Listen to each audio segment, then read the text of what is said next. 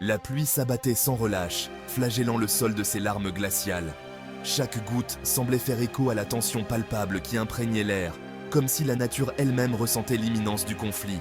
Chaque goutte semblait faire écho à la tension palpable qui imprégnait l'air.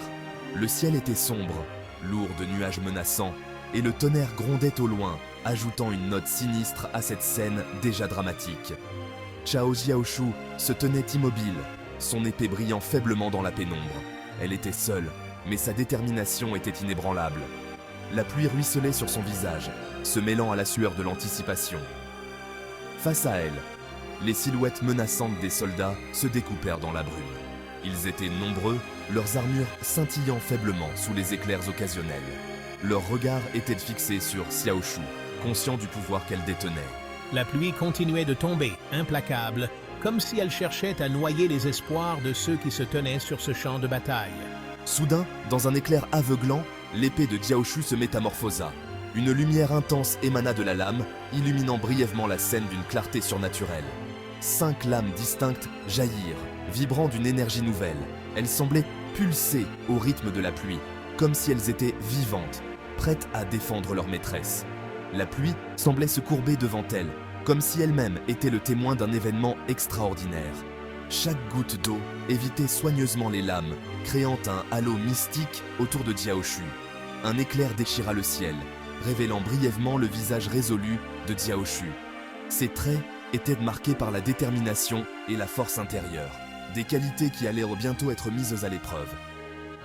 Ses yeux brillaient d'une lueur farouche, prête à affronter le péril qui la guettait.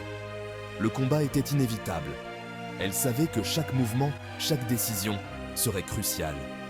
Le destin se jouait sous la pluie battante. Les éléments semblèrent conspirer pour rendre ce moment encore plus épique, comme si l'univers entier retenait son souffle en attendant l'issue de cette confrontation. Le sadhu, drapé dans ses robes orange vif, lança une attaque fulgurante. Son visage était une image de concentration intense, chaque muscle tendu pour délivrer un coup fatal. Son bâton siffla dans l'air, visant la tête de Xiaoshu. L'attaque était rapide, presque imperceptible pour un œil non averti. Mais elle était prête. Xiaoshu avait anticipé ce mouvement, ses sens aiguisés par des années d'entraînement rigoureux. D'un mouvement fluide, elle para le coup avec une de ses lames, l'étincelle illuminant la pluie. La collision des armes résonna comme un tonnerre dans la tempête. Le guerrier à la robe sombre bondit à son tour, son épée traçant des arcs mortels. Chaque mouvement était une danse de mort, une symphonie de violence. Xiaoshu riposta avec une vitesse surnaturelle, ses 5 lames formant un balai mortel autour d'elle. Ses mouvements étaient un mélange de grâce et de brutalité. Chaque mouvement était précis, calculé. Elle savait que la moindre erreur pouvait lui coûter la vie. La pluie se teintait de rouge sang, tandis que les ennemis de Xiaoshu tombaient un à un. Le sol était jonché de corps, un témoignage silencieux de la férocité du combat. Son courage était palpable, une lueur d'espoir dans la tempête qui faisait rage. Chaque coup qu'elle portait était une déclaration de sa détermination inébranlable. Pourtant, malgré sa bravoure, elle commençait à fatiguer. Ses mouvements devenaient plus lents, chaque respiration plus laborieuse. Les ennemis semblaient se multiplier, leurs ombres se fondant avec la pluie. La situation devenait de plus en plus désespérée. Mais Xiaoshu refusait d'abandonner. Elle savait que la survie de ses camarades dépendait de sa résistance. Un cri déchira l'air. Ning se jeta dans la mêlée, son podao traçant un arc de feu dans la nuit. Les flèches d'arbalète fusèrent de toutes parts, mais il les esquivait avec une agilité déconcertante. Son podao devint un rempart, protégeant Xiaoshu des projectiles mortels. Chaque flèche stoppée était un témoignage de sa loyauté indéfectible. Leurs regards se croisèrent un instant, une promesse silencieuse scellée dans le chaos. Ils étaient liés par le destin, 2 âmes sœurs luttant pour survivre. La pluie continuait de tomber, un rideau argenté sur ce tableau de bravoure et de désespoir. Mais l'espoir subsistait, aussi ténu soit-il.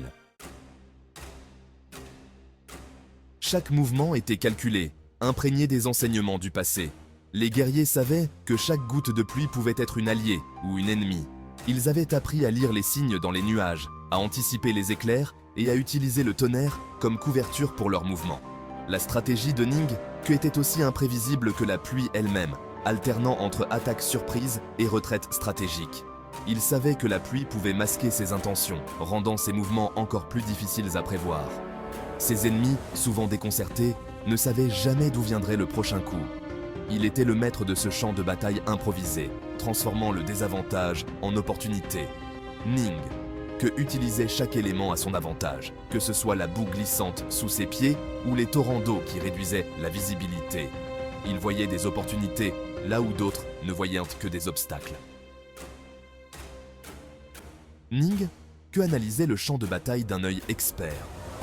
Il observait les moindres détails, chaque mouvement de ses adversaires, chaque changement dans le terrain. La pluie, loin d'être un simple phénomène météorologique, devenait un outil stratégique dans ses mains. Il utilisait la pluie battante à son avantage, se déplaçant dans les flaques d'eau pour tromper ses adversaires. Les reflets dans l'eau pouvaient créer des illusions. Et Ning, que savait comment les exploiter pour désorienter ses ennemis. Chaque pas était une danse calculée, chaque mouvement une partie d'un plan plus grand. Son Podao, à la fois arme et bouclier, frappait avec précision, exploitant chaque faille dans la défense ennemie. La lame, scintillant sous la pluie, devenait une extension de sa volonté. Ning que frappait avec une force et une précision inégalées, chaque coup porté avec une intention claire et déterminée. Il était la tempête au cœur de la tempête, un tourbillon de force et de détermination. Ning que incarnait l'esprit de la guerre sous la pluie, un guerrier dont la volonté était aussi implacable que les éléments déchaînés autour de lui. Sa présence sur le champ de bataille était une force de la nature, inarrêtable et indomptable.